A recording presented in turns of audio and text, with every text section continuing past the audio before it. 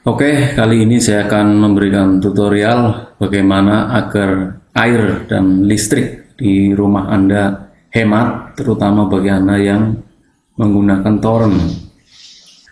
Berikut ini adalah keunggulan menggunakan saklar otomatis dengan tanpa saklar otomatis yang secara nyata terjadi setiap hari.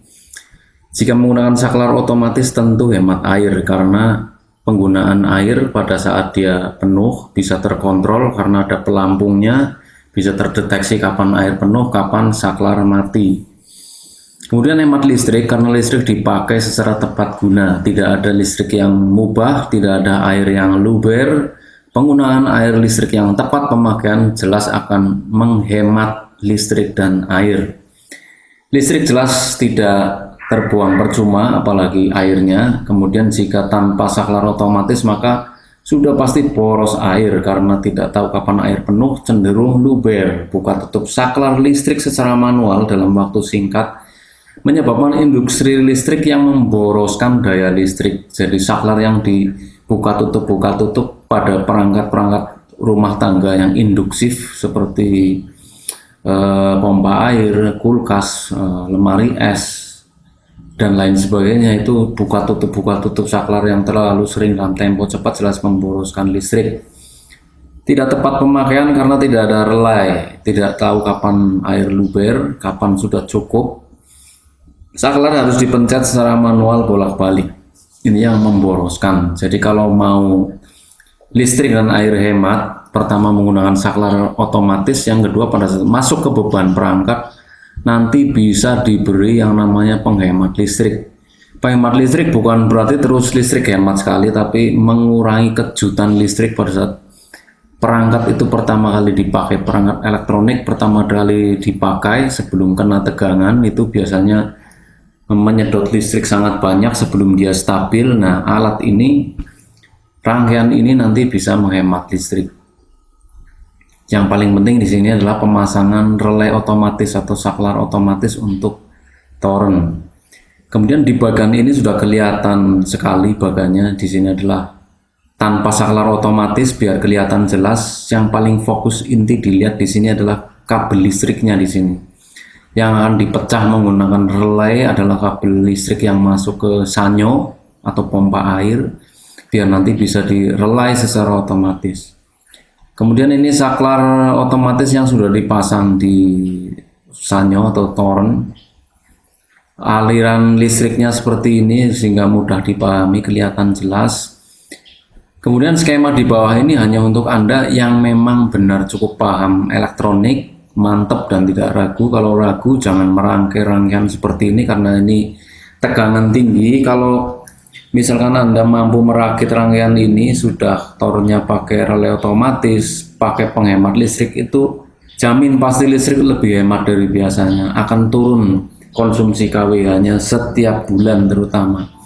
Dalam 1 minggu saja kalau Anda ukur nanti akan terasa penghematannya. Jika toren menggunakan otomatis paling tidak diminimalisir dengan penghemat, jadi sebelum masuk perangkat ada penghemat, itu dalam 1 minggu nanti akan kelihatan dan terasa sekali penghematannya. Kemudian jika toren sudah dipasang saklar otomatis dan penghemat, skema secara globalnya seperti ini. Jadi listrik dari 220 volt normal dari PLN masuk, sebelum masuk ke sanyo atau pompa air, di situ dihambat dulu dengan kapasitor maupun resistansi yang tepat sesuai di perangkat modul penghemat listrik ini. Nanti dayanya akan turun, konsumsinya menurun. Jadi bukan PLN-nya yang dihambat, tapi konsumsi pada perangkat sanyo ini yang dikurangi supaya meminimalisir konsumsi listrik yang boros. Kemudian di sini akan saya tunjukkan juga biar lebih familiar. Di sini ada toren itu yang familiar ya, seperti ini bentuknya. Kemudian di sini ada relaynya, saklar otomatis bentuknya seperti ini. Nah, untuk Anda yang tinggal memasang relay otomatisnya, Anda tinggal beli saklarnya, jangan satu paket dengan sambungan-sambungan pipanya karena nanti harganya mahal. Cukup beli relaynya saja nanti biar terjangkau harganya. Ini tadi saya sudah tunjukkan mulai dari sanyonya, tornya, kemudian ini adalah relenya. Relay otomatis itu dalamnya ada 2 kutub aja, ini untuk relay kutub 1, kutub 2. Kutub 1, kutub 2 ini untuk memecah kabel biar nanti bisa direlay dari sini. Kemudian ini adalah tabung pelampung untuk pendukung saklar otomatisnya. Yang ini pelampungnya atas dan bawah, di skema tadi sudah ada. Terus untuk kabelnya biar nanti lebih hemat, Anda pilih kabel yang bentuknya seperti ini. Ini kabel sudah paling hemat, paling terjangkau, kuat juga, sudah teruji tahan panas, kena hujan apa aja tidak mudah rapuh. Ini kabel ini paling terjangkau. Anda bisa cari di toko-toko listrik atau toko besi di dekat tempat tinggal Anda. Tinggal cari yang bentuknya seperti ini kabelnya. Ini sangat irit sekali, sangat hemat untuk konsumsi sekitar 10-15 meter jika toren Anda tinggi di rumah pakai kabel ini saja. Jangan menggunakan kabel yang terlalu mahal kalau mau menghemat. Kemudian untuk pompa air saya sarankan jangan menggunakan yang tabung, jadi pakai pompa air yang langsung. Kalau Anda pakai toren, pakai pompa air yang langsung, jangan pakai tabung. Karena otomatisnya nanti ada di toren, biar tekanannya lebih tinggi, airnya lebih kenceng, keluarnya lebih cepat. Tapi kalau di rumah Anda itu pompa air sanyonya dipakai tidak tanpa toren, langsung keluar, itu pakainya yang tabungnya diganti yang kecil di pompa airnya. Itulah pemilihan komponennya, ada saklar otomatisnya, kabelnya, bentuk relenya, cara pemasangannya di kutub A, kutub B, kemudian di sini ada skemanya. Skema ini mudah sekali dipahami, dari mulai tanpa saklar otomatis, menggunakan saklar otomatis, rangkaian penghemat listrik, dan cara memasang toren plus saklar plus penghemat listrik.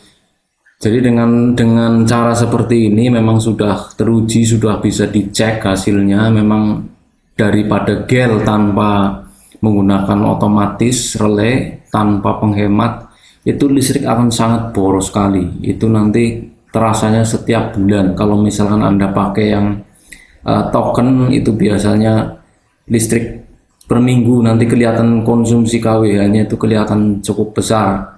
Tapi jika Anda pasang relay otomatis, apalagi diberi penghemat seperti ini sebelum masuk sanyo loh ya. Jadi sekali lagi, penghemat ini bukan untuk dari listrik PLN-nya, tapi sebelum masuk ke perangkatnya. Jadi keluar dari PLN masuk ke perangkat, sebelum masuk perangkat ini diberi istilahnya seperti peredam menggunakan kapasitor dan dihambat dengan resistansi yang tepat sehingga nanti konsumsinya tidak terlalu boros. Fokus utama Anda jika mau memasang saklar otomatis, fokuskan hanya pada jack ini. Tentu pada saat Anda memasang relay seperti ini, usahakan listrik dicabut supaya tidak tersetrum ya. Fokusnya ada di kabel jack ini. Sangat mudah sekali memasang relay otomatis itu. Yang sulit nanti panjatnya ke atap ya, sambil masang saklarnya itu yang susah, harus menaiki tangga. Kalau teknis elektrisnya, pemasangannya itu fokusnya hanya di sini saja. Ini kabel yang biasanya langsung masuk ke sanyo nanti diputus, kemudian jadinya seperti ini. Hasil putusan kabelnya ini disambung masuk ke relay. Kemudian untuk pemasangan pelampungnya standar saja, yang penting dikira-kira saja penuhnya Anda pengen seberapa, terus sanyonya mau dihidupkan itu pada level berapa. Tapi untuk batas bawahnya saya beri saran, pakailah batas pelampung benar-benar di atas pipa pembuangan. Sebab kalau pipa pelampung ini di bawah pipa pembuangan, nanti airnya sudah habis, sanyonya tidak nyala. Kalau dipasang di atas batas pipa pembuangan ini, sebelum air habis, pompa air atau lazimnya sanyo ini akan menyala sendiri secara otomatis. Dan jika air sudah penuh mencapai pelampung ini, maka relay akan mati menutup dan sanyo akan mati sendiri, akan mati secara otomatis.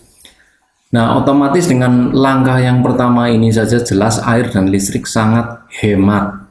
Listrik hemat, air hemat, listrik dan air tepat guna, biayanya juga lebih hemat, apalagi jika Anda menggunakan penghemat listrik ini.